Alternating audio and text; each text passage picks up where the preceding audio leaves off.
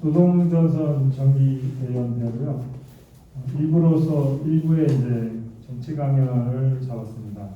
저는 일부 여기 진행을 맡게 된 교육장 고세중이라고 합니다. 반갑습니다.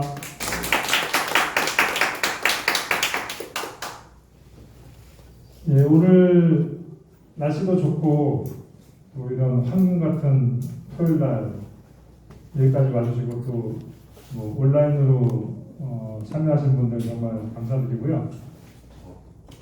저기 일부 요 내용은 뭐 제가 볼 때 이제 우리 전선이 추구하는 방향 뭐 그런 거에 대해서 잘 설명이 되어 있는 것 같고, 그리고 이제 우리가 또 현실 지금 시점에서 해야 될 과제 이런 것까지 같이 잘 정리가 되는 것 같습니다. 하여튼 잘 들어보시면 아주 많은 것들을 얻을 수 있고 또 많은 고민을 할 수 있는 그런 시간이 될 것이라고 생각하고요. 우리 그 현대사상연구소 홍승용 소장님의 간단한 인사말과 강연을 들어보도록 하겠습니다. 여러분의 힘찬 박수 부탁드리겠습니다.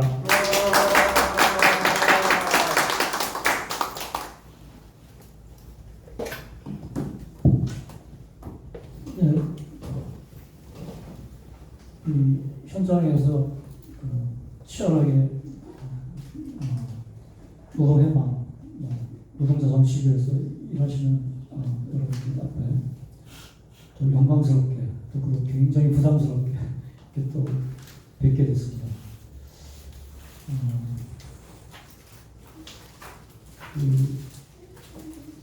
제가 드리는 말씀은 뭐 지난번에도 꾸준히 꽤 오랫동안 여러 차례 걸쳐서 말씀드린 내용을 조금씩 변형해서 지금 상황에 어떻게 적용할 것인가 정도로 새롭게 별로 없다고 여겨집니다. 그렇지만 아무튼 저도 옛날에 한 얘기를 자꾸 잊어버리기 때문에 분명히 여러분들도 한번 다시 돌아보시는 것도 좋을 거다 생각해서 말씀드리겠습니다.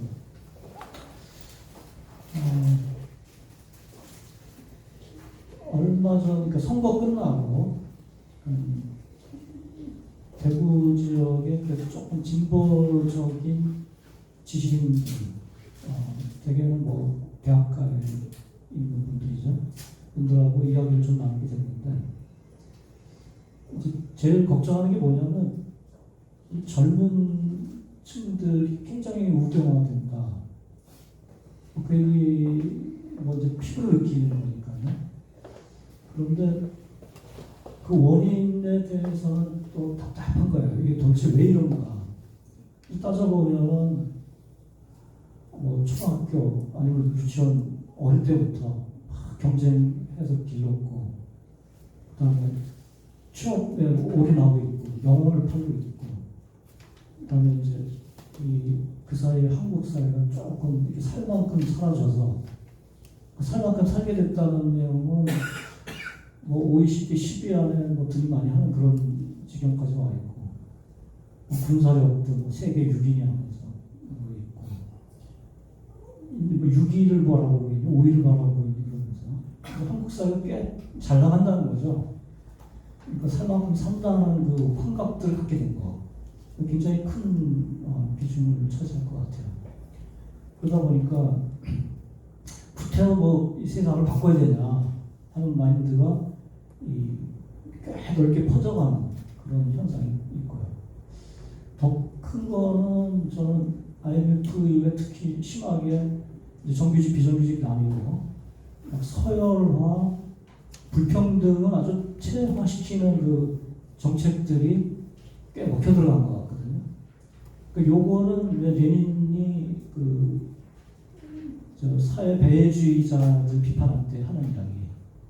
말하자면 제국주의 시대에 노동자 계급 상층부들이 제국주의적인 초과 이윤을 가지고 적당히 매수하고 그걸 덜어가지고 우경화시키고 국수주의로 만들고 하는 그런 현상하고 무관하지 않은 것 같아요.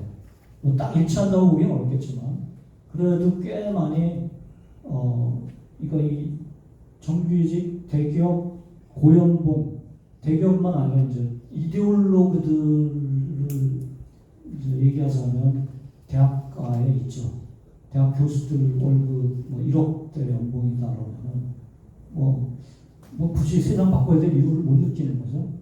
그다음에 교사층도 꽤 안정적으로 그렇게 가 있고 공무원층 이래가지고 이게 노동자라는 의식은 그것만큼도 없고 본인 분명히 교수 노조도 있고 전교조도 있고 다 있지만 노동자라는 의식은 전혀 없고 그냥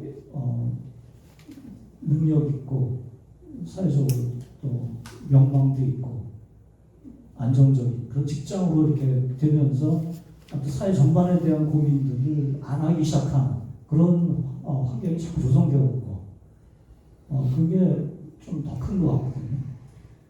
그러니까 물적 토대가 만들어진 거라는 거죠. 보수 우경화될 수 있는 물적 토대가 자꾸 만들어지고 있다. 한쪽에서는 비정규직으로부터 실업까지 해서 엄청나게 고통스러운데 또 한쪽에서는 살만하다라는 또그 분위기가 만들어지면서 그분들이 또 이데올로기 영역을 관장한다는 거죠. 학생들한테 영향을 주고 학생들이 그대로 또 노동자가 되는데 어릴 때부터 배워온 것들이 그런 어떤 서열 구조 이런 데 연연하게 돼 있는 그런 구조로 돼서 점차적으로 학생들까지 우경화되면서 새로 등장하는 노동자들도 점차 경제투쟁에 끝나는 그런 상황으로 자꾸 이렇게 양산돼가는 그런 구조가 만들어지고 있다는 거죠. 그 타개하는 게 참 쉽지가 않은 거죠. 그러니까 이제 그런데 그러면 절망적인 거냐? 그래서 이 돌아다니는 이야기들 들어보면 뭔가 노동자 국가 이건 뭐 망상이 아니냐? 뭐 그런 게 무슨 시다 먹힌 얘기를 하고 있냐? 이런 분위기가 꽤 있어요. 그런데도 이제 왜 노동자 국가 얘기해야 되느냐 하는 문제죠. 저는 이상 이 현실에 들어가서 현장에서 뭐 이렇게 직접 피부로 느끼고 그런 경험은 너무 부족해서 이제 막스, 엥겔스, 레닌 이 사람들 책들을 조금씩 보면서 이제 뉴스라든지 기본적인 흐름들을 조금씩 따라가면서 꽤 적절하게 맞아 들어간다는 생각을 하게 되는데 그 중에 하나는 이 자본주의적 생산력이 고도로 발전하면서 그 자본주의 생산력 발전이라는 거는 물건을 많이 만들어낸다가 아니라 실은 그 노동력을 절약해가는 과정이잖아요. 효율적으로 뭘 하는 과정인데 노동력 절약은 한마디로 이 자본주의 시스템 내에서는 노동자 자르는 것 쪽으로 갈 가능성이 크죠. 해고 가능성이 커집니다. 자동화, 물이나 이 지역으로 자꾸 갈수록 그러니까 생산력이 아주 고도로 발전을 할수록 점점 더 노동력이 필요 없어지는 쪽으로 사회가 점점 간다. 근데 한편에는 또 뭐가 있냐면 그럴수록 이제 투하 자본 대비 잉여같이 뽑아내는 그러니까 이윤율은 투하 자본에 비하면 점점 적어지는 거잖아요. 그러니까 전체적으로 막스가 얘기하는 그 이윤율 저하 경향이 요즘은 진짜 많거든요. 이게 실제 점점 그쪽으로 사회 전반으로 움직이고 있는 것 같고 결과적으로 성장률이 전 세계적으로 둔화되어 왔고 이자율 거의 마이너스 금리까지 얘기가 되어왔고 최근에 와서 조금 이게 좀 아닌가 싶다 해서 이제 또 한동안 털어먹으려고 그런지 이자율이 올라오고 있어요. 근데 이거는 이윤 중에 일부를 이자로 가져간다는 그 원리를 생각한다면 오래는 안 갈 거예요. 어쨌든 한동안은 또 사람들을 확 괴롭힐 수도 있다는 생각이 들어요. 근데 어쨌든 그 이윤율 저하 경향은 아주 강력하게 관철되어가고 있는 것 같거든요. 그럼 이럴 때마다 문제가 뭐냐면 이윤율 저하를 보충하기 위해서 크게는 한 두 가지 끝없이 새로운 기술 개발해서 특별히 같이 잠깐 누리는 거. 또 아니면 이제 좀 더 싼 노동력을 찾아서 이렇게 저개발 국가들로 이렇게 일종의 제국주의적인 마인드를 가지고 나가는 거. 아마 지난번 대선 때 그 이재명 후보가 표방했다. 뭐 둥지를 넓히니 뭐 이런 표현들. 이런 게 그 노선일 것 같아요.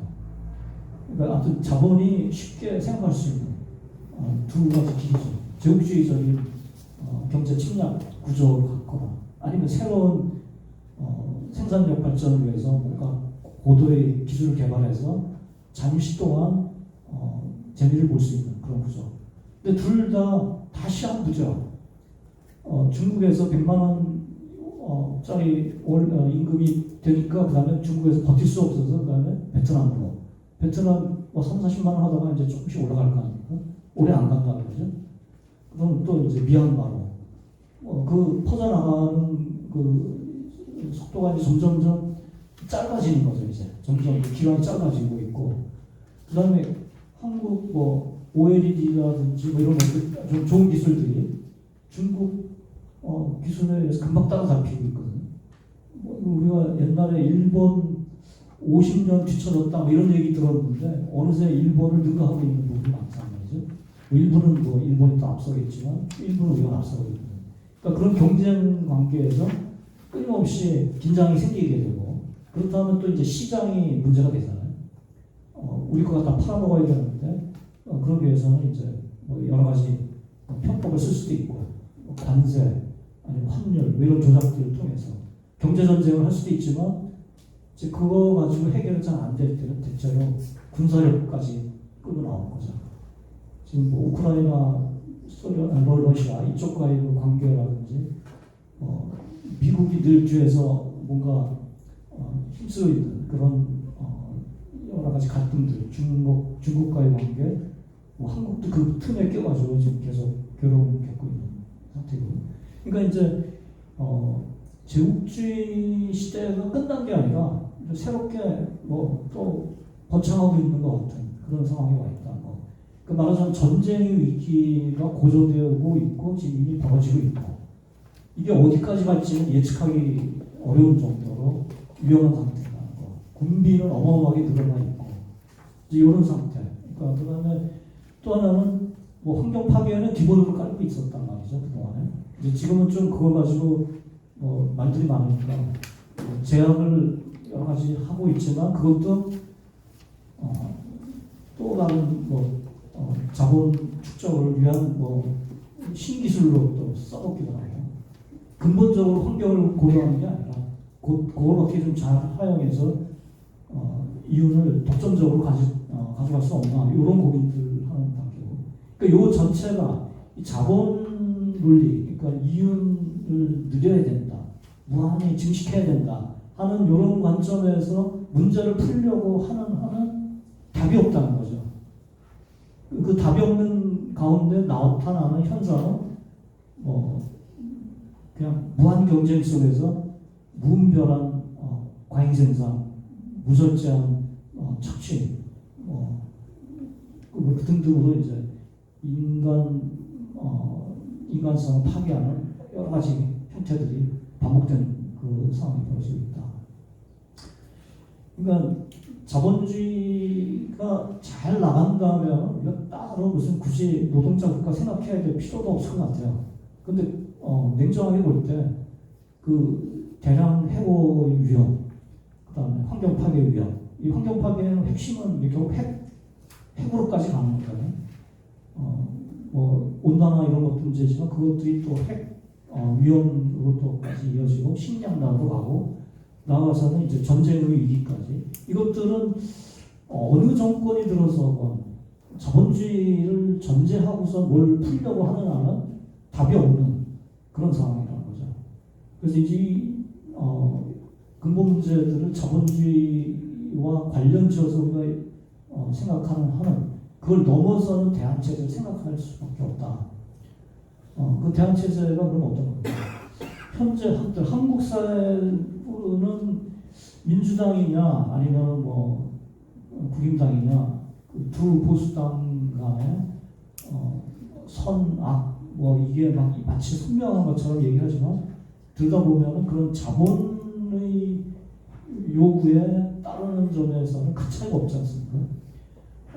이재명 후보의 경우에는 지난번에 뭐 억강부양부 얘기하면서 또 소년공 출신 얘기하면서 노동 쪽과 꽤 친화적일 것 같이 얘기했는데 출발은 그러나 들여다보면 끝없이 협치 얘기하고 있고 자본과 손잡아야 된다는 생각을 안 할 수가 없는 그렇지 않으면 뭐 표가 안 된다고 생각하는 것 같고 그런 것들이 또 노동 쪽에 반발을 사기가 한 것 같아요.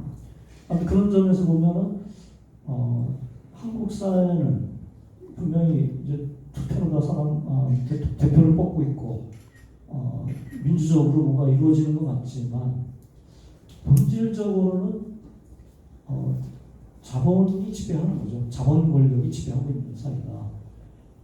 그러니까 더군다나 과연 노동자 입장을 대변하는 정치 세력이 과연 어디에 있는가, 누구냐? 지난번에 심상정 후보나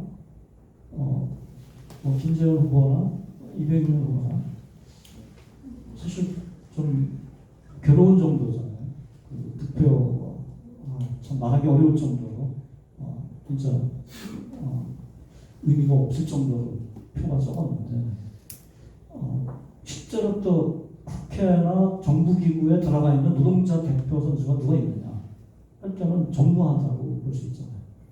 그렇다면은 한국 사회는 뭐 명백하게 자본 독재 국가입니다. 한번 여쭤볼게요. 실제로 그렇지 않나요? 한국 사회 자본 독재 국가 맞나요? 네. 뭐 저는 그 자본 독재 국가다 그렇게 그냥 부르고 싶거든요. 자본 독재 국가와 대립해서 진짜 말 그대로 민주적인 국가로 가야 되지 않나요? 한국 사회가 실질적으로 민주국가가 되려면 한국 사회의 압도적인 다수를 차지하고 있는 노동자들이 정치 권력의 주인이 되어야 되지 않냐, 국가 권력의 주인이 되어야 되지 않냐. 이런 의미에서 노동자 국가는 이 실질적 민주주의라는 정신에 합당한 명칭이 될 수도 있다. 그렇게 봅니다. 그 노동자 개념은 이제 좀 우리가 포괄적으로 생각해가지고 지금 현재 통계에 잡혀 있는 뭐 2천만 정규직 비정규직 말고 거기에 플러스 실업자 추가해야 되겠고 그 다음에 예비 노동자라고 할 수 있는 대학생들 뭐 등등 그 다음에 1인 사업자 자기는 사장이 있다고 하지만 실질적으로 노동자가 다를 바 없는 층들 뭐 등등 합치면은 뭐 압도적인 다수가 노동자라고 볼 수 있고 그럼 그 압도적인 다수 노동자들을 대변하는 정치가 이루어져야 민주주의 국가라고 할 수 있을 텐데 그거는 실질적으로 그렇지 않다.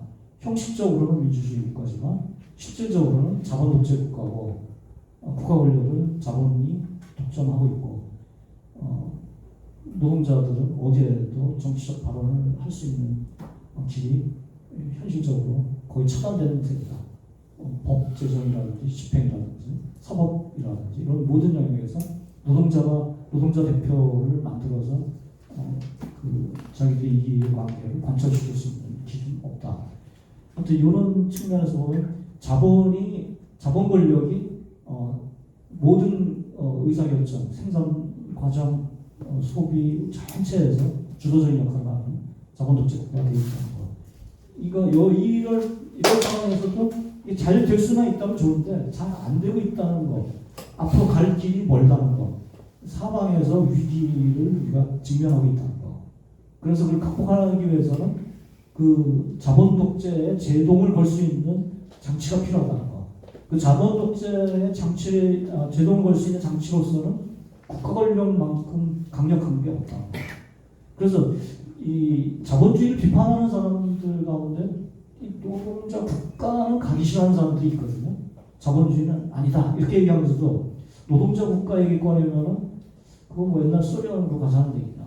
이미 망한 거 아니냐 이런 식으로 얘기하면서 뭐 또 망할 거다 이런 이제 반론들이 들어올 수 있죠. 그거는 이제 좀 생각해봐야 될 숙제다. 왜 우리가 똑같이 옛날에 망한 그대로 반복해야 되냐? 그건 아니거든요. 그러니까 새로운 형태의 노동자 국가를 우리가 만들어야 되지 않겠냐. 그런 거죠. 근데 그 새로운 형태의 노동자 국가를 만들 때는 기존의 어떤 체제 아니면 국가 모델 하나를 통째로 갖다가 예컨대 구소련 아니면 동독 아니면 뭐 중국 아니면 북한, 쿠바 어느 하나를 갖다가 그대로 한국 사회에 적용하는 거는 여러 가지 문제가 있다고 봐요. 이 시대적 상황, 생산력 모든 것이 달라져 있는 상황에서 그걸 그대로 반복하는 거는 아니다. 그럼 어떻게 되느냐?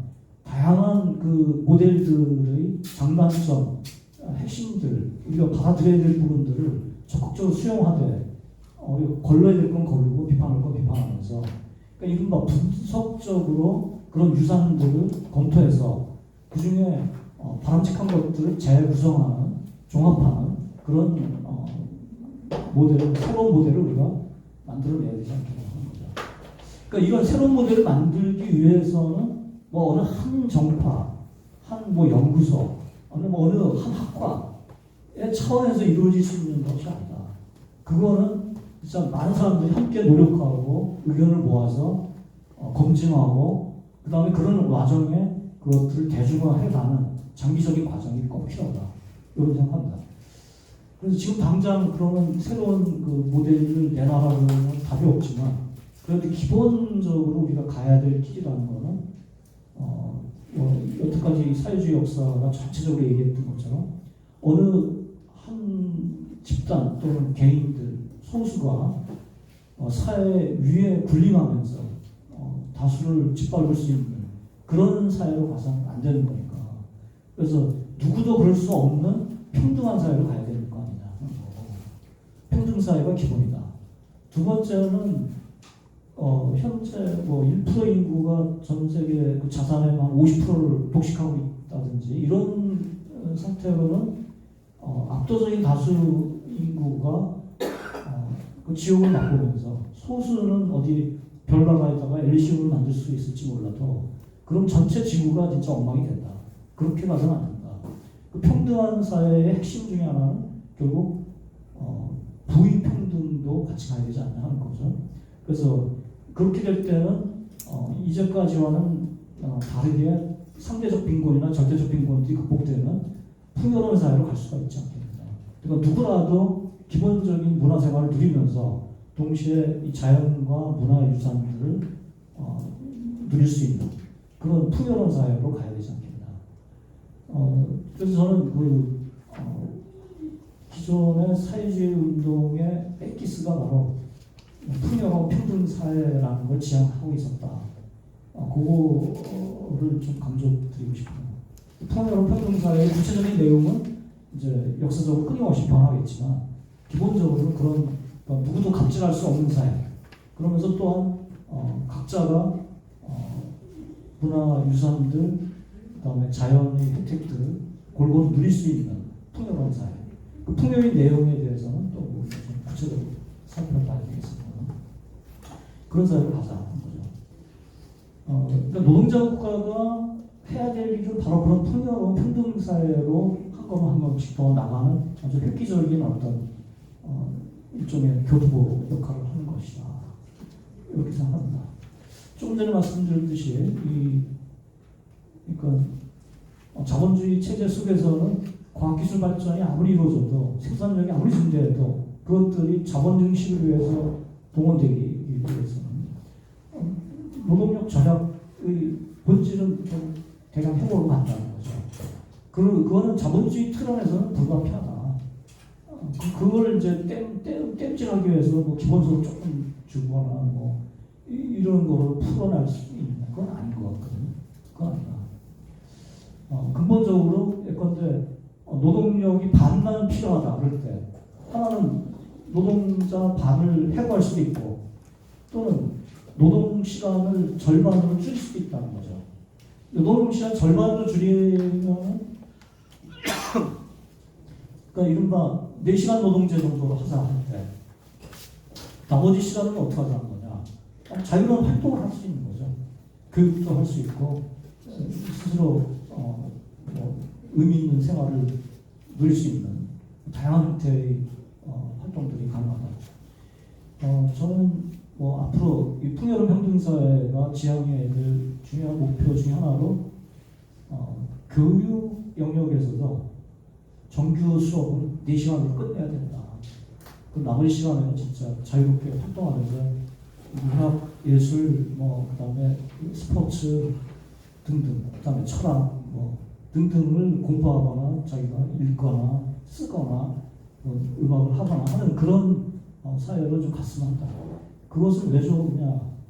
막 경쟁해가지고 앞질러 가야지 하는 게 아니라 이 기본 생활이 보장된다는 전제하에서는 진짜 의미 있는 삶을 찾아가는. 그래서 욕구 자체가 근본적으로 변할 수 있는. 지금 자본주의적인 생활 속에서 다양하게 받아들이는 뭐 좀 더 나은 집, 좀 더 나은 차, 아니면 상품들, 새로운 상품들 끝없이 따라가려고 하는 그런 욕구가 아니라 서로 인간적으로 이야기하면서 인정하고 그다음에 새로운 보상 체계를 만들어내고 자기 자신이 무슨 역할을 하는가, 이 역사 속에서 사회 속에서 자기가 어떤 위치에 있는가를 자각하고 하는 어떤 의미 있는 세계를 만들어갈 수 있는 이런 변화. 그 과정에서는 욕구 자체도 변할 수가 있다. 인간의 욕구가 새롭게 발전해서 지금의 자본주의적 욕구와는 다른 욕구 체계로 점점 발전해 갈 수 있는 사회가 되어야 된다. 거기에는 교육도 굉장히 중요하다. 현재 한쪽에서는 그런 얘기가 조금 있어요. 이제 서열 폐지해야 된다. 그다음에 대학까지 무상 교육해야 된다. 저는 그거는 최소의 예산으로 그 첫걸음을 뛰는 과정이라고 봅니다. 그래서 적극적으로 지지합니다. 대학 평준화해야 된다. 근데 그냥은 안 되기 때문에 일단 최소한 예산으로 한 10조 남짓일 겁니다. 그 정도면은 대학까지 무상 교육이 된다. 그러면 이제 우리나라가 지금 부자가 돼가지고 그 정도는 돈도 아닌 것 같아요. 몇십 조씩 그냥 막 날아다니니까 옛날에는 상상을 못했는데 지금은 얼마든지 이게 가능하지 않나. 우리보다 훨씬 가난한 나라들도 지금 무상 교육하는 나라들이 꽤 많거든요. 그런 것들이 이제 이 서열 폐지를 위한 첫걸음이다. 그렇게 생각합니다. 그 두 양갈래 길에서 어떻게 보면 풍요로운 평등사회로 가는 노동자 국가는 임금을 그러니까 노동을 줄여가지고 이윤을 더 뽑기 위해서 이렇게 애쓰는 그 자본 논리가 아니라 사람들이 좀 더 자유 시간을 많이 누리면서 효율적으로 일하면서 그다음에 인간답게 살 수 있는 시스템으로 전환하는 것인데 이거를 자본 권력이 용납할 리가 없다. 용납할 리가 없다. 그러니까 노동자 국가 내지 풍요로운 평등사회로 가는 길은 출발부터 이건 전쟁이다. 저는 뭐 혁명이라는 말을 그렇게 좋아하지는 않아요. 왜냐하면 그게 하루아침에 일어나는 것 같이 보이지만 그게 아니거든요. 꽤 장기간의 준비 과정도 전쟁이고 그 다음에 어떤 체제가 전환됐다 하더라도 그때부터도 또 전쟁이고 장기전이다. 근데 결정적인 순간들은 있겠죠. 그렇지만 그거 이상으로 많은 전쟁 같은 준비 기간이 있어야 되고 진짜 그 하루하루가 전쟁 같아야 된다. 그 다음에 그런 사회를 만들어 놓은 다음에도 그걸 지키기 위한 그 전쟁이 불가피하다. 그런 점에서는 거기에 폭력이 어떻게 쓰이느냐 마느냐 하는 것들은 다 하위 변수일 것 같다. 그래서 저는 기본적으로 이거는 노동자 국가 건설과 그 이후에 풍요로운 평등사회로 가는 과정 전체는 그런 자본 권력과의 장기전이다. 그걸 전제로 해야 된다. 이렇게 생각합니다. 이럴 때 노동자 국가를 지키고 그 다음에 풍요로운 평등사회로 나가는 과정에 주역은 당연히 노동자죠. 노동자 민중이죠. 노동자 민중이 압도적으로 지지를 해야만 어떻게 보면 그 노동자 국가도 구현될 수 있고 그 다음에 사수할 수 있고 그 다음에 그걸 세계적인 범위로까지 확대할 수 있다.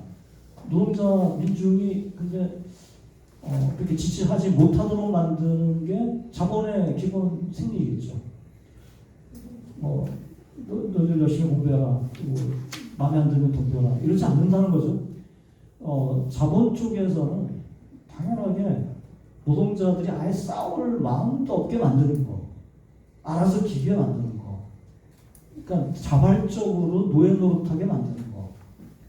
그런 거를 위해서 온갖 장치들을 쓰고 이데올로기들을 만들어내고 교육도 하고 온갖 제도들을 만들고 하는 거죠. 그게 이제 자본의 그동안에 아주 적극적인 일종의 계급투쟁이잖아요.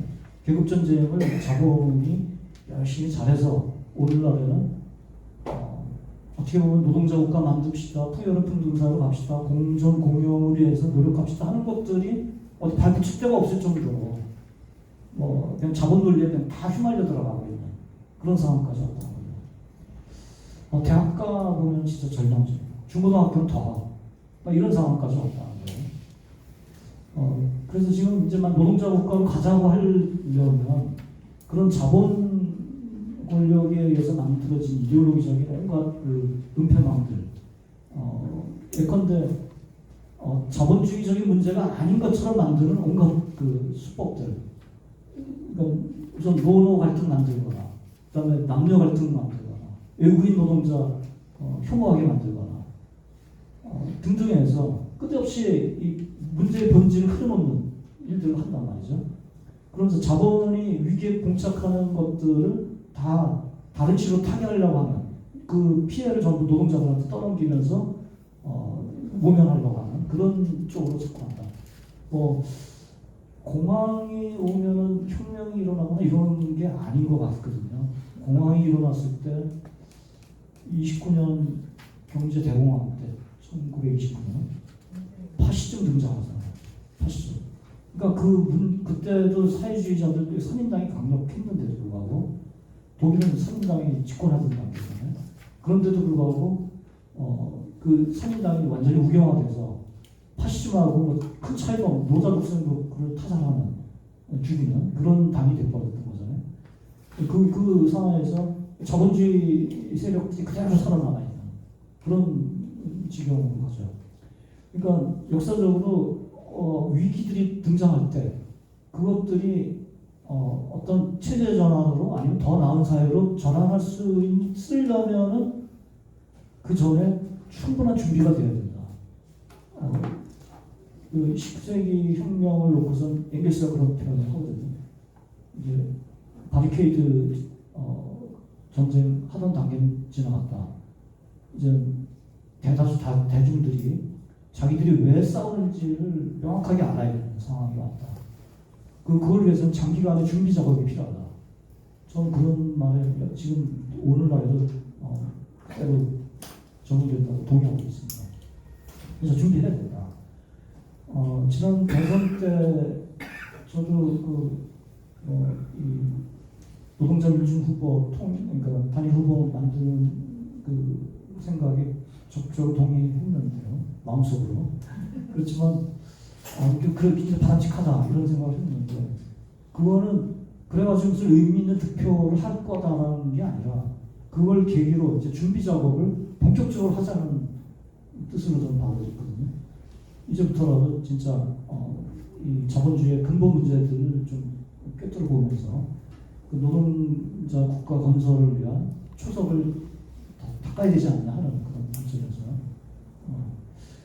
아무튼 그러면 그렇게 만들어진 노동자 국가는 어떻다라는 게 기본 얼개가 좀 나와야 노동자들도 좋다, 그게 바람직하다 할 거란 말이에요. 그래서 이제 동의도 하고 같이 연구도 하고 조직적으로도 같이 이렇게 얽히고 이런 과정이 생길 텐데 진짜 좋은 것들을 끊임없이 발굴해내야 되지 않겠는가.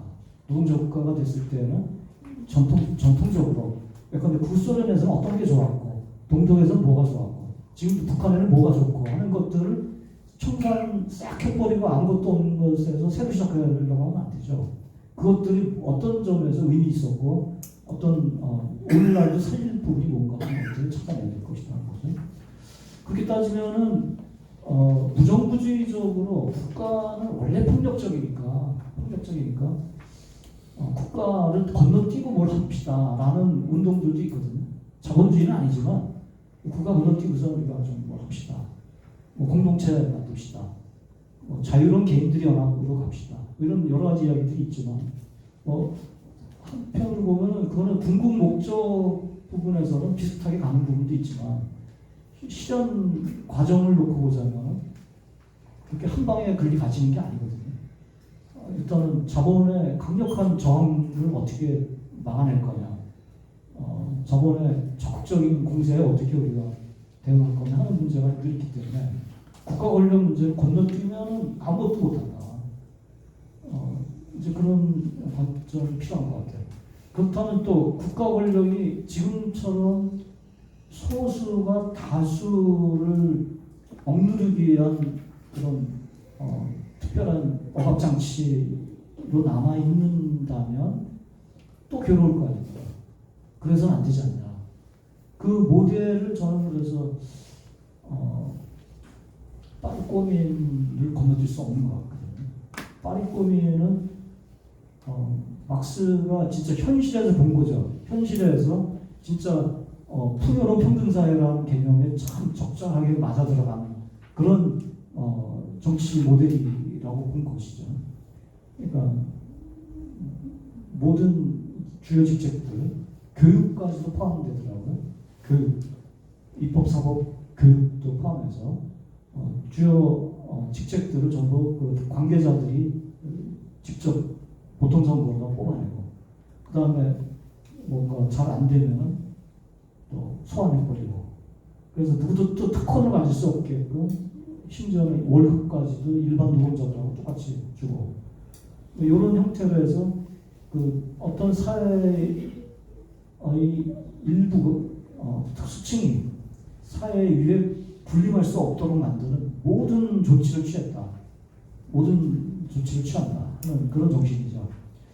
오늘날은 이제 그런 조치를 취하는 과정에서 뭐 새로운 과학기술들, 전자, 매체들 아니면 직접 민주주의를 좀 더 적극적으로 활용할 수 있는 새로운 기술들을 과거에 비하면 훨씬 더 빨리 아니면 더 효과적으로 활용할 수도 있을 것 같기도 하고 그래서 이제 다양한 그 조치들을 연구해 나가야 되지 않겠는가. 그래서 민주적으로 국가기구가 돌아갈 수 있도록 하는 그런 왜 그런 거라냐. 그래야만 노동자 민중이 그 새로운 사회의 주인이라는 의식을 갖게 되고 그 주인으로서 지키고자 하고 그러니까 다른 세계 어디에서나 자부심 가지고서 우리나라가 좋은 나라다. 이런 나라를 지켜야 된다. 하는 이데올로기 전쟁에서 승리할 수 있는 거죠. 안 그러면은 야, 니들끼리 해라. 너네 나라다 이렇게 되는 거죠. 우리는 그거와 관계없다 이렇게 돼버리면 나라 망하는 거죠. 노동자국가 건설에도 금방 망한다. 그러니까 이건 자기 거를 받아들일 수 있는 민주적인 시스템으로 가야 됩니다. 레닌은 이제 그런 것에다가 그 상비군 대신에 그러니까 무장한 민병대 이런 거를 추가하기도 하고 그 다음에 누구나 그 관료가 될 수 있고 그래서 아무도 관료가 될 수 없는 사회 그것들이 이미 자본주의적인 생산력을 통해서 회계, 무기 등등해서 새로운 기술들을 통해서 충분히 강해졌다라고 주장하고 특별히 전문가가 될 필요 없이 누구라도 행정을 또는 사법을 아니면은 지금 AI가 그 역할도 해갈 수 있을 것 같기도 하고요. 어쨌든 훨씬 더 쉽게 옛날보다 과학기술 발전하면은 특별한 전문가가 테크노크라트가 돼가지고 다른 사람들을 우습게 여기면서 이렇게 할 수 없는 그러니까 귀족이 될 수 없는 그런 가능성은 열려 있지 않을까. 이제 그래서 레닌은 이제 그렇게까지 얘기했지만 아무튼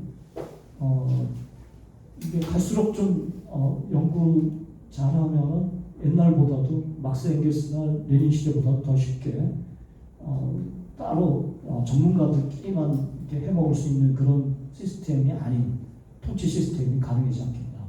민주적인 시스템이 가능해질 것이다. 그걸 열심히 개발하는 것도 역시 노동자 국가 건설 과정에서 고민해야 되는 숙제다.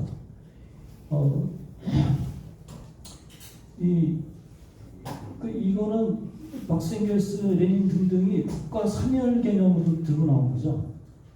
국가라는 게 이제 궁극적으로 그래서 특별한 기구로 따로 있어야 될 필요가 없는 사회로 가야 된다. 심지어는 다수가 소수를 억압하는 이른바 민주주의조차도 필요 없는 사회로 가야 된다.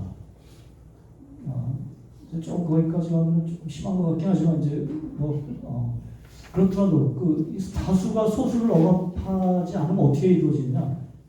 레닌은 그 습관을 통해서 아주 이 사회를 건전하게 운영할 수 있는 습관들을 전 사회 구성원들이 익힘으로써 굳이 따로 억압을 하지 않아도 되는, 그래서 민주주의조차 필요 없는 단계까지 가야 된다.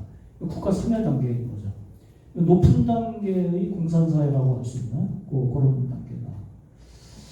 근데 그 이전 단계는 여전히 국가가 불가피하다. 왜냐? 자본 권력들의 저항을 막아야 되고, 나아가서는 이 사회주의적인 경제 시스템을 효과적으로 운영해야 되는데, 그러기 위해서는 한동안은 그 국가 시스템이 불가피하다 이렇게 봤죠. 그런 단계로 갔을 때 경제 구조는 어떠냐? 당연히 사적 소유를 통해서 잉여 가치를 뽑아내는 그런 자본주의적인 착취 구조는 없어야 되겠죠. 이제 문제는 말은 쉽지만 이게 그럼 어떻게 가능하냐? 그게 이제 핵심 과제일 것 같아요. 어떻게 하면 그 착취 구조를 끝장내는 그런 새로운 경제 시스템, 생산 양식을 만들어야 되냐 하는 문제. 그 이행 과정들은 어떻게 만들 거냐. 저는 이것들이 다 지금 노동자 정치 운동에서 숙제로 구체적으로 그걸 만드는 과정이 필요하다. 예컨대 국가 독점 자본주의 하에서 이 재벌 시스템들을 어떻게 활용하느냐, 그걸 어떻게 사회주의적으로 전환시키느냐, 아니면 소생산자 문제는 레닌도 사회주의 된 다음에도 골치 아파했죠. 이게 하루아침에 없앨 수도 없고, 그렇다고 이 소생산자들이 끊임없이 자본주의 욕구를 부추기는데 이 문제를 어떻게 극복할 거냐 하는 문제는 하루아침에 해결되지 않는 문제잖아요. 그러니까 이 문제들을 어떻게 할 거냐. 시장은 어느 정도까지 필요하냐, 아니면 필요 없느냐. 화폐 문제는 어떻게 봐야 돼요. 다양한 문제들이 산적해 있죠. 이것들을 어느 한두 논리, 이론만 가지고 탁탁 이렇게 답을 줄 수 있는 거라면 좋겠는데 실질적으로는 그렇지가 못한 것 같아요. 막 이론가마다 또 정파마다 입장들이 조금씩 다를 수 있다. 그리고 그것들을 공유하기 위해서는 진지한 토론, 비판, 새로운 구성, 새로운 방식의 창안, 온갖 것들이 지금 요구된다. 지금 노동전선이 그 역할을 떠맡을 수 있느냐? 맡아주면 좋죠. 노동전선이 맡아서 새로운 이 전환을 위한 온갖 전략들, 정책들, 이런 것들을 개발하고, 그 다음에 그거를 조직적으로 확산시키고 할 수 있는 역할을 한다면 더할 나위가 필요죠.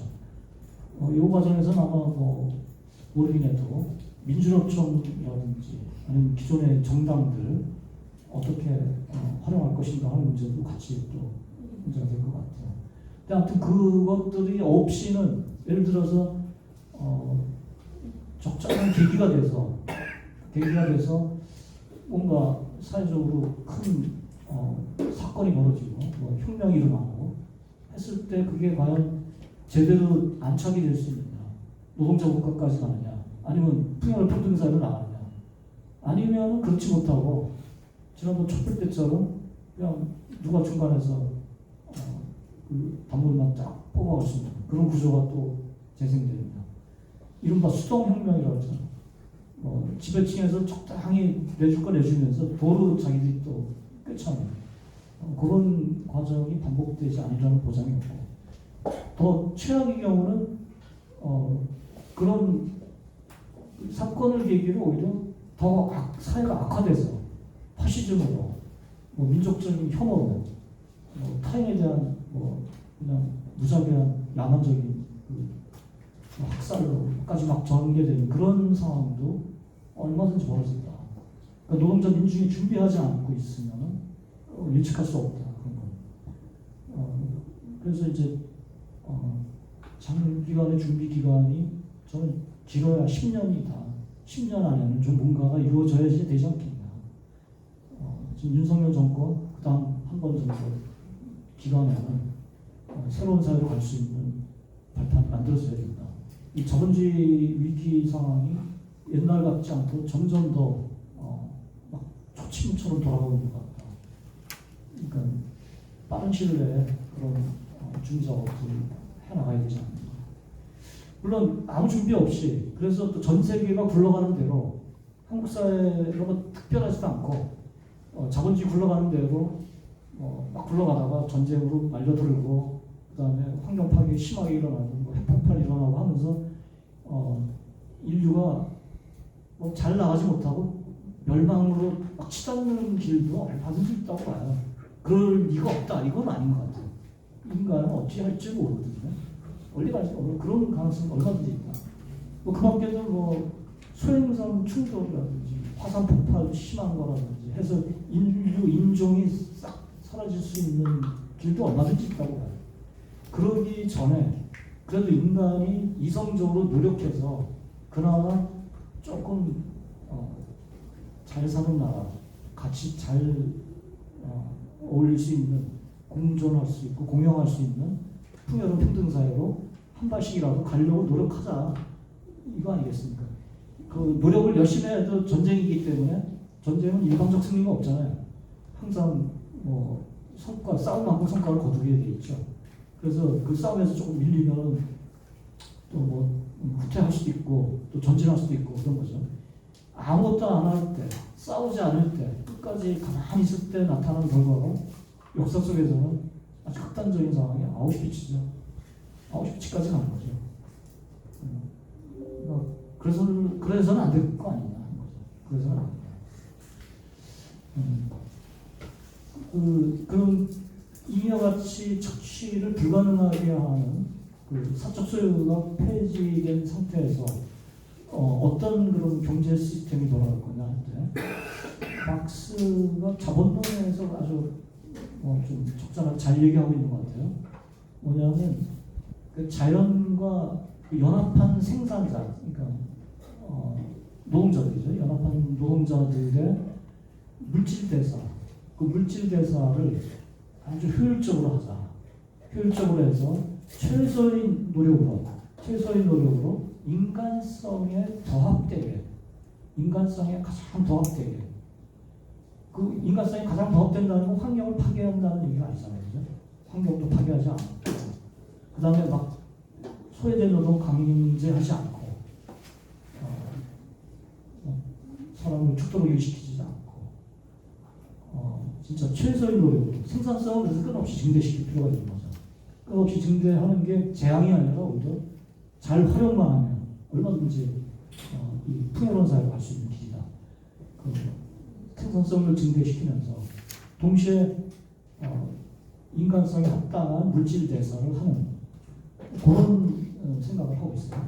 그거는 그래서 환경주의자들이 고민하는 이 막 무제한의 생산성 증대를 통한 낭비, 자연 파괴 이거하고는 아무 관계 없다. 그다음에 또 끝없이 이렇게 뭐 사야 되고 물건 더 만들어야 되고 하는 그런 자본주의적인 석치 구조하고는 또 다르다.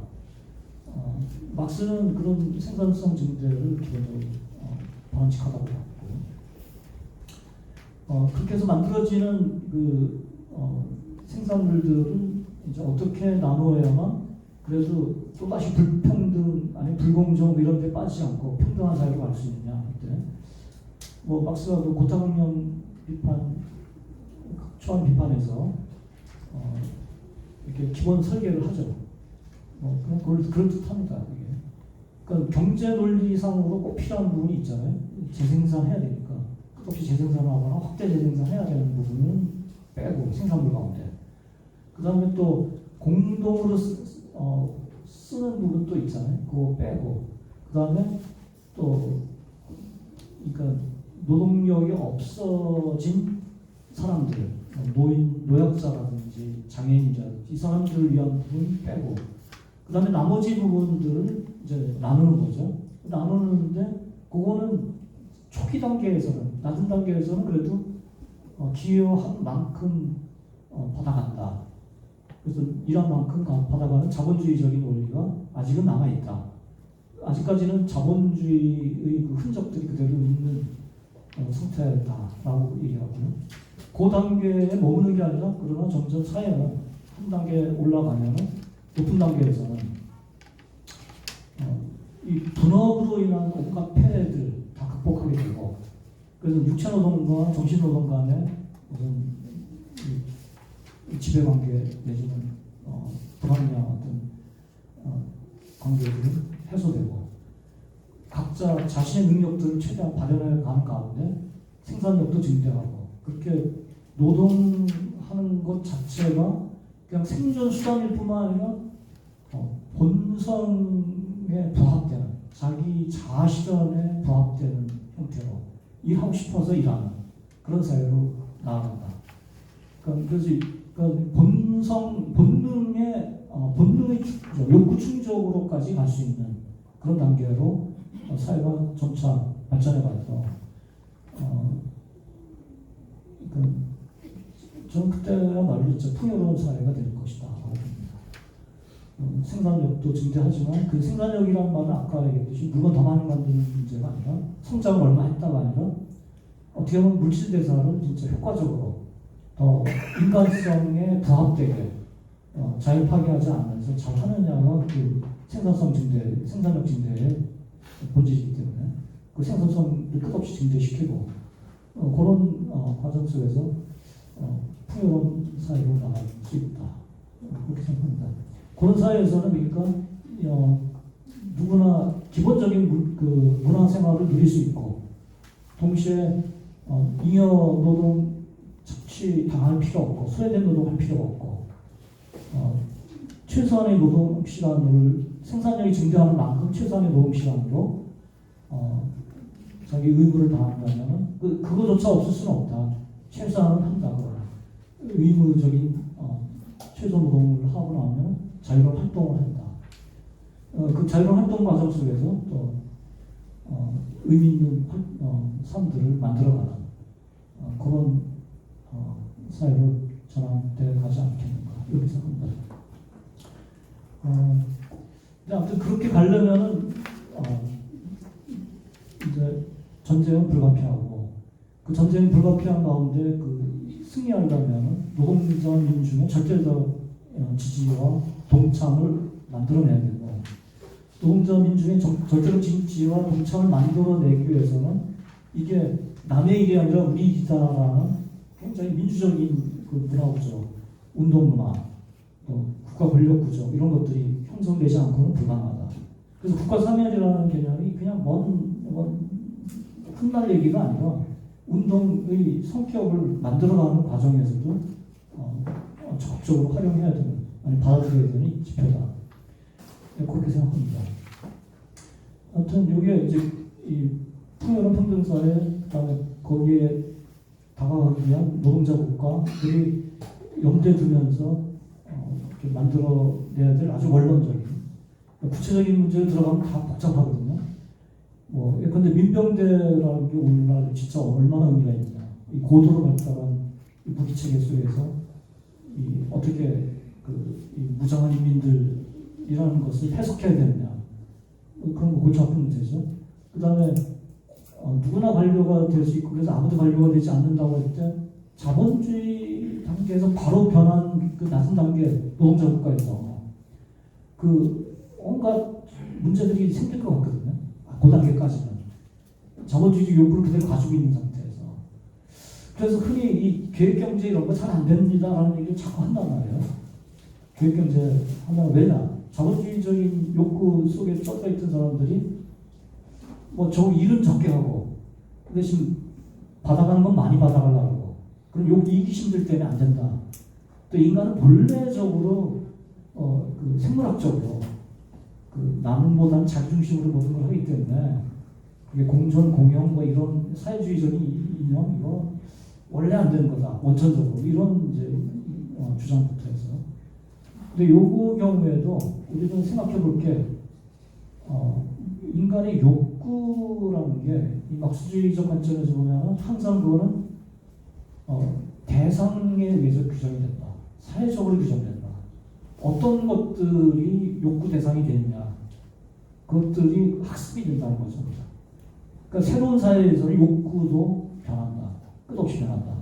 이제 이 점을 염두에 둬야 되는데 안 돼 하는 사람들은 대개 현재의 욕구를 거의 불변의 것처럼 전제한다. 이 자본주의 단계에서 힘들었던 그 상황을 전제로 그걸 무신화하면서 새로운 사회에 또 그걸 적용하려고 자꾸 하기 때문에 힘들다. 그런 이건 이제 논박해야 되는 문제들이다. 또 평등을 사람들은 안 좋아한다. 뭐 이런 얘기까지 해요. 그러면서 다 자기가 더 올라가려고 했으지 누가 평등하려고 하냐. 그거는 또 거꾸로 저는 이렇게 논박해야 된다고 봅니다. 누구도 다른 사람이 자기보다 위에 올라가는 걸 싫어한다는 거죠. 그러니까 자기는 올라가고 싶어 하지만 그 이면이, 동전의 이면이 아무도 자기 위해서 자기를 짓밟는 걸 싫어합니다. 그래서 결국 그 공약수로 가자면 평등한 사회가 답이다. 그래서 평등 우습게 보지 말자. 이건 중요한 삶의 원리다. 뭐죠? 사촌이 땅 사면 배 아프다고 그러잖아요. 그게 인간의 본성이다, 그것도. 그다음에 질투는 나인 뭐 이런 것도 있잖아요. 남 잘 되는 거 보고 싫어하는 것도 본성이다. 같이 가고 싶어 한다, 그래서. 근데 저는 그걸 떠나서, 이 풍요로운 평등사회로 가기 위해서는 이 평등이 일상화되는, 평등의 원리가 진짜 모든 삶에서 일상화되어야 된다. 그럴 경우에는 뭐 페미니즘이다, 장애인 문제다, 외국인 문제다 이런 것들 아니면 뭐 성소수자 문제다 이런 것들이 원천적으로 해결될 수 있지 않는가 하는 거죠.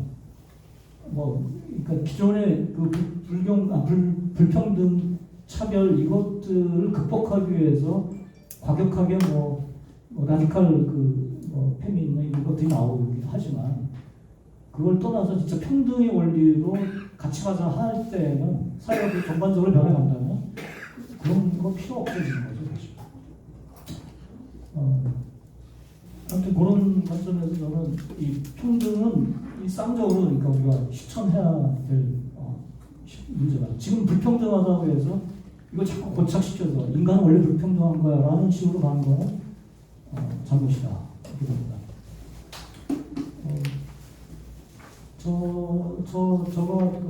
제가 사회주의든 노동자 정치든 이쪽에 자꾸 이렇게 끌리고 관심이 가고, 일단 끌려요, 저는.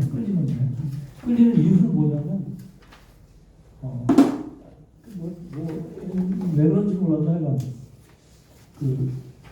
이 밑에 사람을 약자라고 해서 이렇게 받는 놈들 보면 싫어요. 싫어요. 그 다음에 윗사람이라고 해서 막 이렇게 비비는 거 보고 진짜 역겨워요. 그 둘이 싫어요, 그게. 그냥 같이 놀고 싶거든요. 평등하게. 누구나. 그래서 호칭도 예를 들어서 이렇게 똑같이 그냥 선생님 하면 좋겠어요. 또는 동지 하면 좋겠고. 이렇게 이 직책으로 부르는 것도 저는 어색해요. 그래서. 좀 그렇더라고요. 무슨 장님, 이런 것이 좀 어색하더라고요. 그냥 같이. C로 가든지, 선생님으로 가든지, 아니면 동지로 가든지, 그런 거죠. 평등의 원리를 일상에서 그냥 조금씩, 집안에서, 아이들과도. 아마 우리 동학이 그런 정신을 많이 가지고 있죠. 여성 차별 안 하고, 어린아이라고 해서 우습게 여기지 않고, 그래서 어린 이자 붙여가지고 존중하고, 이런 정신들. 다 현대적이다. 바람직한 거 아닌가. 아무튼 이제 그런 게 풍요로운 평등사회로 가는 노동자 국가 단계에서 할 일들과 풍요로운 평등사회 됐을 때에 구현될 수 있는 그림들, 기본적인 그림들이 아니겠나 이렇게 생각합니다. 어떤 핵심은 지금은 딱 노동시간으로 많이 이렇게 집중이 되고 있는 것 같아요. 노동시간이 막 절약이 되고 있는데 노동시간을 절약하는 그 성과들을 놓고서 자본가가 독식할 거냐, 자본 독재 체제에서는 그렇게 될 거예요. 아니면 그것들을 노동자 민중이 인간답게 살 수 있는 생산력에 부합하도록 짧은 노동 시간에 끝내고 많은 시간에 자유로운 활동을 할 수 있는 사회로 전환할 거냐. 그렇게 전환해야 되는데 전환하려고 들면 자본 독재는 철저하게 결사항전을 할 것이다. 안 싸우고는 절대 이루어질 수 없다. 8시간 노동제를 관철하기 위해서 인간 인류가 뭐 100여 년 싸웠잖아요.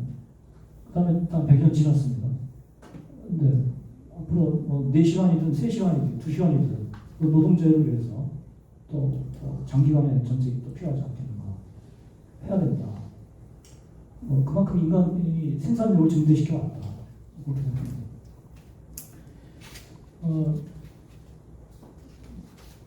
그 중앙부원 행설 수사를 하다 보니까 이제 뒷부분까지 왔습니다. 제가 시간은 어떨지 모르겠는데 그 대연대를 위해서 빨리 끝내도록 하겠습니다. 이제 조금 마지막 부분만 말씀드리고 끝날 것 같아요. 그 여기 자료에서는 아마 5번인데요. 근데 실제로 그렇게 노동자 국가와 풍요로운 평등사회로 가면은 인간 모두가 행복하고 좋을 것 같은데 그런 생각을 버린 지 꽤 된 것 같거든요, 사람들이. 특히 진보를 표방하는 이론들이 노동 현장에 있는 분들하고 좀 성격이 다르지만 학계 쪽 특히 들어가 보면 요새 유행하는 온갖 진보 이론들이 이 자본주의는 뭐 심지어 이거는 뭐 영원한 것처럼 이제 명시해요, 자꾸.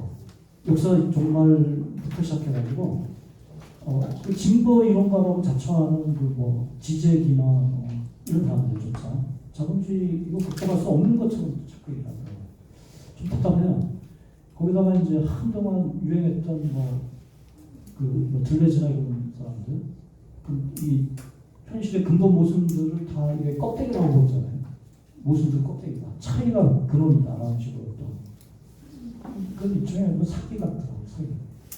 사기인 거는 제가 차이와 방법이라는 책을 듣다 보니까 거기에 막스가 자본론에서 초기 그러니까 경찰 초고 같은 데서 많이 썼던 해결적인 용어들, 소외, 적대, 모순 이런 개념 해결 용어들을 포기하고 이 사회적 분업 이렇게 얘기해요. 분화 이런 것들을 근본적인 거로 다루기 시작한다. 해결 용어를 그런 거로 대체했다. 자본론 이거 보면 전혀 안 그렇잖아요. 뭐 시초 축적부터 그냥 끝없는 적대 관계들, 적대적인 모습, 노동과 자본 간의 그 투쟁들 이런 것들을 아주 자본주의의 본질이라고 보고 있지 않습니까? 시작부터 목적까지 다 노동자들에 대한 착취, 억압 이것들을 바탕으로 자본 성장한다는 걸 끊임없이 얘기하잖아요. 근데 들레즈는 공부 무지하게 많이 한 그 철학자인데 분명히 자본론을 안 읽은 것 같아요. 안 읽은 것 같아요. 읽었으면 그따구 얘기 안 했을 것 같아요. 근데 그 들레즈주의자들이 이제 막 또 대학가부터 해서 시민운동 쪽으로 이렇게 확산되면서 노동과 자본의 적대적 모순 이런 개념들을 이게 다 부차적이거나 아니면 껍데기다라는 식으로 가상이다, 그림자 투쟁이다 이런 식으로 표현하는 거죠. 그래서 노동의 근본적인 자본과의 관계들을 은폐해버린다. 그다음에 이제 그 출발점에는 알티셀 같은 이론가 있어요. 알티셀 같으면은 이 계급 내지 경제 문제 이런 것들을 가지고 얘기하면은 자꾸 이 환원주의다 뭐 이런 얘기하거든요. 계급 환원주의, 뭐 경제 환원주의 이렇게 얘기한단 말이에요. 그런데 이렇게 들어가 보면은 우리 현실 돌아가는 모든 영역에서 돈 문제 떠나서 얘기되는 거 잘 없더라고요. 자꾸 경제 문제로 가고 있고 거기에 자본과 얽히지 않는 문제가 거의 없다시피 하고 예산 문제가 얽히지 않는 문제가 없고 그런데도 불구하고 뭐 환원주의니 어쩌냐 하면서 자꾸 그 경제 문제는 최종 신급에서만 나타나는 것입니다. 이거 엉터리죠. 그러니까. 그렇지는 않다. 그런가 하면 이제 시민운동 하는 분들은 각 그 분야별로 그것들을 좀 절대화하고 싶어하는 욕망이 있잖아요. 그러니까 한 분야 장애인 운동하고 장애인 문제가 사실 절대적이잖아요. 그다음에 이 성소수자 입장에서는 그 성소수자 문제가 다른 건 다 부차적인 거거든요. 그게 핵심이고. 뭐 이렇게 되는 경향이 있는데 이제 그 문제를 이 노동자 정치 쪽에서 싹 무시할 수 있느냐? 그건 전혀 아니잖아요. 어쨌든 우리가 평등 사회로 가자고 할 때 어떠한 억압이든 간에 그 사회적으로 부당한 억압들이 이루어지면 그것들을 극복해야 되는 과제가 있죠. 그 숙제다. 그래서 같이 가야 된다 하는데 그럴 때 이 자본주의를 연계된다면 자본과 노동 간의 이 적대 관계가 사실은 너무 막중하다는 거죠.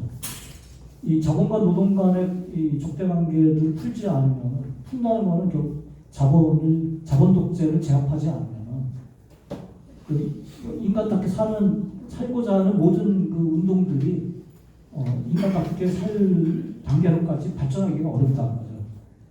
다 경제 논리 두다가 자르고 그다음에 배제하고 이렇게 돼버리는 거죠. 그렇기 때문에 결국은 노동자 정치 운동을 통해서 노동자 국가로까지 발전해 감으로써 그 부문 운동들의 목적도 효과적으로 해결된다라는 걸 우리가 납득할 수 있게 그 경로를 찾아줘야 되지 않을까.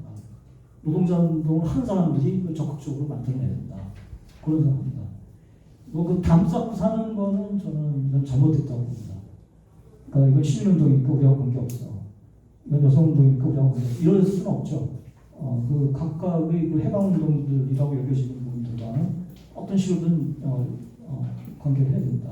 할 때 좋은 점은 바람직한 거는 이게 노동자 국가까지 가서 자본 논리를 벗어나야만 그 문제들도 궁극적으로 해결된다는 것, 더 효과적으로 풀 수 있다는 것들을 납득할 수 있게 설명할 수 있어야 된다. 그런 생각이고요. 그래서 이제 그 여러 재반 그 다양한 부문운동들과 노동자 정치운동이 굉장히 그냥 느슨한 연대 수준을 넘어서는 적극적인 결합, 운동의 통일로까지 발전할 수 있으면 바람직하다. 그런 생각이 들고요.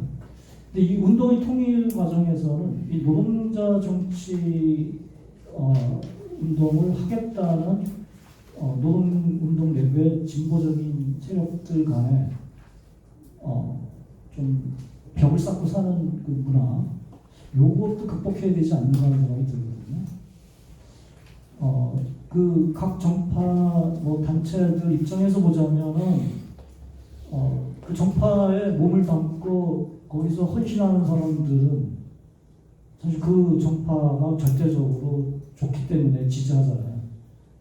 그리고 다른 정파하고는 자기들이 차이가 난다, 차별화한테 하려고 하거든요.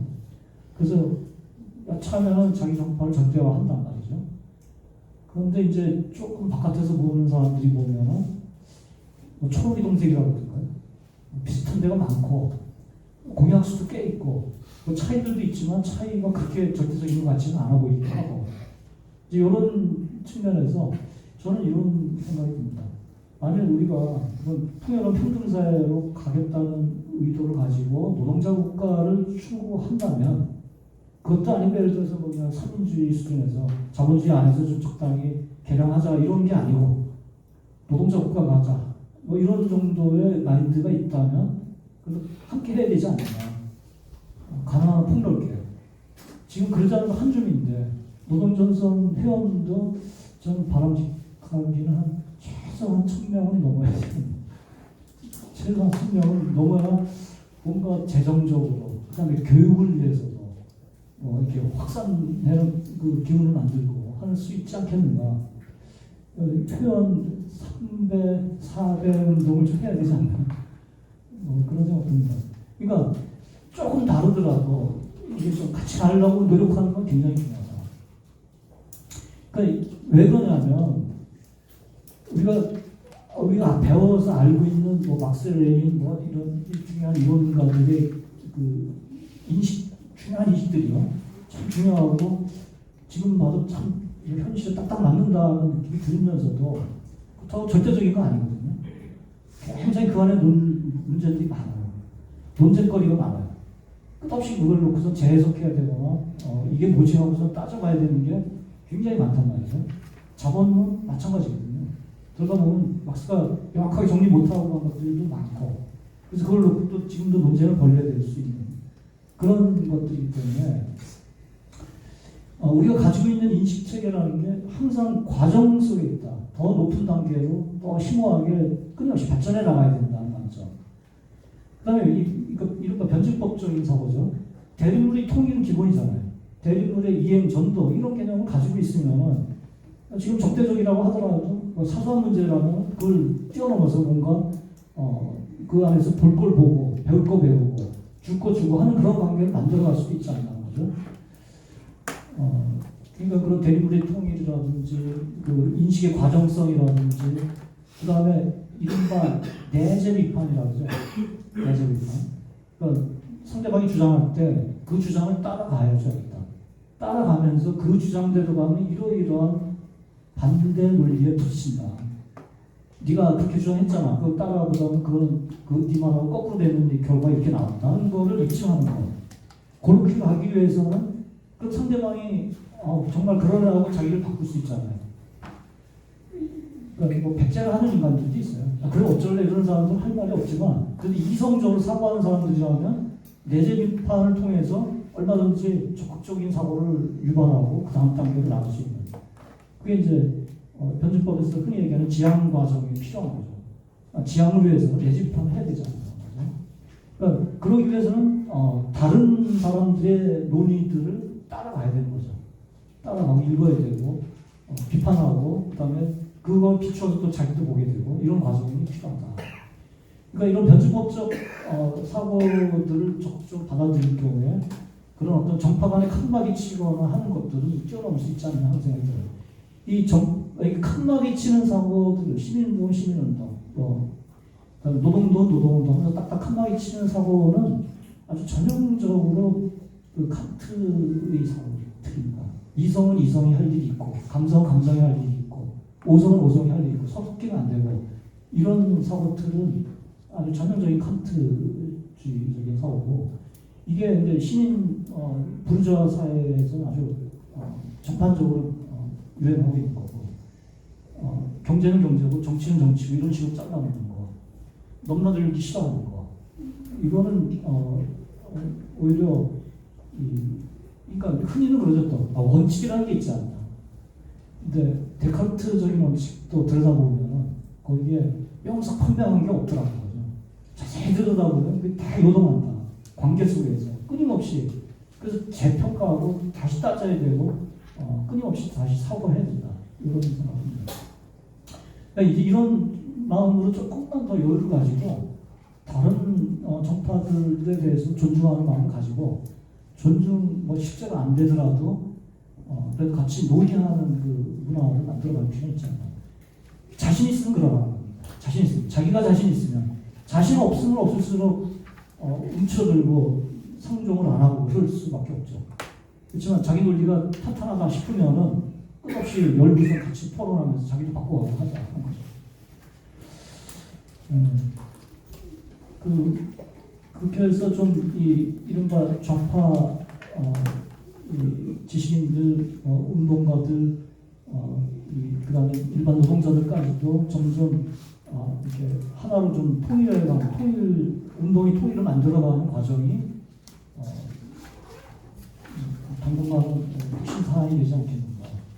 그 과정을 통해서 또 이 대한 정책, 사상, 이론들을 생산하고 공유하고 그다음에 대중들과 널리 이렇게 나오는 거. 이 과정이 이 아까 앵게스가 말했던 그 장기간의 준비 작업 때 과제가 되고 생각합니다. 이런 연대 결합의 문제는 최종적으로 국제주의까지 발전해 갈 수밖에 없죠. 한국 사회가 변한다 하여서 너네끼리 잘 살아봐라 하는 지구가 아니죠.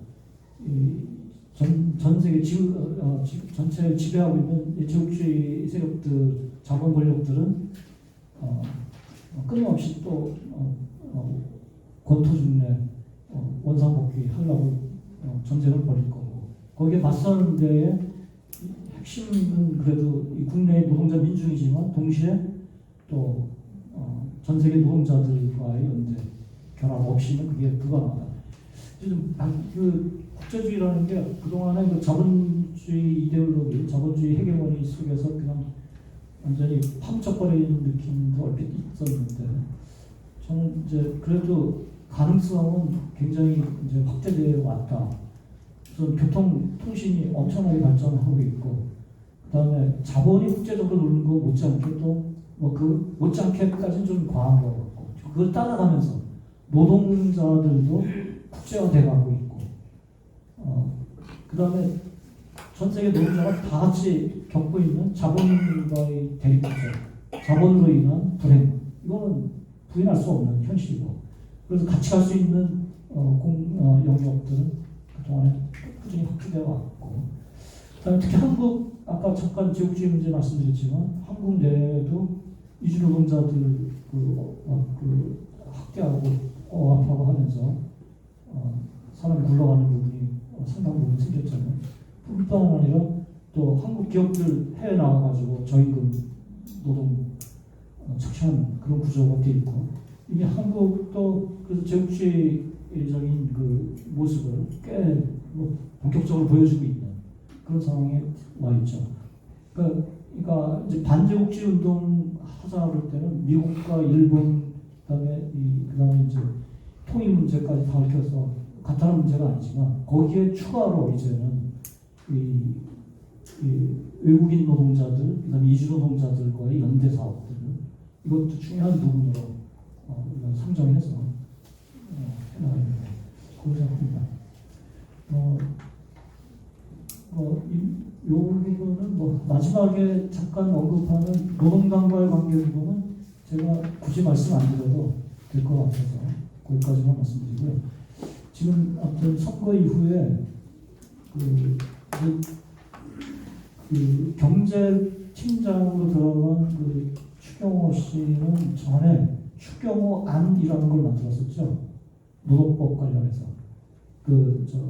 진짜 경총 대표에서 만든 그 부당노동 행위 처벌 금지인지 완화인지부터 해서, 그다음에 현장에서 파업하는 거 금지, 그다음에 대체 인력 투입 자유롭게 한다, 해가지고 완전히 노동운동 무력화하는 아니죠.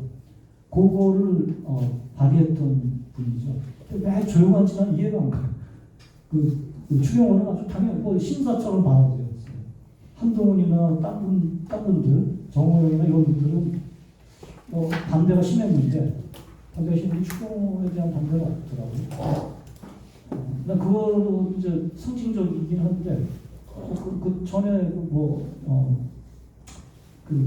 김현장에서 같이 또 한덕수하고 같이 롤스타 거기도 얽혀있었던 것 같고, 하여간 골치 아픈 분인데, 재벌 이의 관계는 아주 적극적으로 대변할 분들이죠. 그러니까 이제 전에 이재명이 만일 정권을 잡으면은 저는 이런 생각을 했어요. 할 만큼은 하되 분명히 자본주의가 만들어내는 온갖 한계들을 전혀 헤쳐나가지 못할 거고, 그 대안을 우리가 만들어야 나가는 과정이 필요하다. 그 다음 상태, 그 다음 세계를 만드는 준비 작업을 우리가 한 5년간 열심히 해야 된다라는 생각을 했거든요. 이재명으로서는 풀 수 없는 문제들이다. 아까 말씀드린 그 대량 해고부터 해서 그 전쟁 문제, 환경 문제, 이런 것들은 자본주의가 만들어낸 근본 문제들이요. 그것들은 이재명 정권 됐다고 해서 달라지지 않거든요. 그래서 그거에 대한 준비 작업, 그걸 해결하기 실현해 갈 준비 작업들을 노동운동 세력이 해야 된다고 생각했는데 지금은 이제 보니까 백낙천 선생님이 뭐 이렇게 논평하는 걸 보니까 선거에선 졌지만 뭐 김대중 이후 최고의 뭐 정치 지도자를 우리가 얻었다 이재명 이러고 있더라고요. 그다음에 또 김용옥 선생님은 또 뭐라고 하늘이 된 후보. 그러니까 이게 근데 대중적으로 많이 퍼져요. 이게 퍼져가지고 민주당 좋아하는 사람들은 압도적으로 또 다음에는 이재명이다라는 생각을 또 할 거 아니에요. 그러니까 5년이 어쨌든 밀려진 거예요. 5년. 윤석열이 되는 와중에 한 5년 정도 노동자 국가로 갑시다 하는 그 템포가 10년으로 늘어난 거죠. 그러니까. 저는 10년도 나쁘지 않다고 봐요. 그동안 열심히 준비하면서 노동자 국가를 만들기 위한 준비 작업들을 이 노동전선, 그다음에 뭐 민주노총, 뭐 지금 새로 등장하는 모든 이 자본주의 근본적으로 넘어서야 된다고 생각하는 모든 분들이 의지 모아가지고 준비 작업을 해야 되지 않을까 그런 생각입니다. 이제 누구는 그러더라고요. 윤석열 정권이 오래 가겠냐? 그건 뭐죠? 갑자기 뭐 2년 만에 또 뒤집힐 수도 있고 뭐 그건 모르겠지만 그렇다고 해서 우리가 준비가 안 돼 있는데 갑자기 노동정부가 등장하지는 않을 거라는 거죠. 조금씩 뭐 더 지금보다 나은 것들 얻어낼 수도 있을지 몰라도 그거는 진짜 굉장히 미온적이거나 부차적인 것에 끝날 것이다. 준비해야 된다. 근본적으로 왜 준비해야 되냐? 아까 처음부터 말씀드렸듯이 자본 논리로 그다음에 이 자본 권력, 자본 독재 체제는 해결할 수 없는 이 범인류적인 문제들이 산적해 있다. 이거는 그 자본 논리를 넘어서는 새로운 대안 논리를 가지고 풀어야 된다. 거기에 이 노동자 정치 세력이 적극적으로 나서야 된다. 이 말씀을 드리고 싶습니다. 네, 여기까지 말씀드리겠습니다.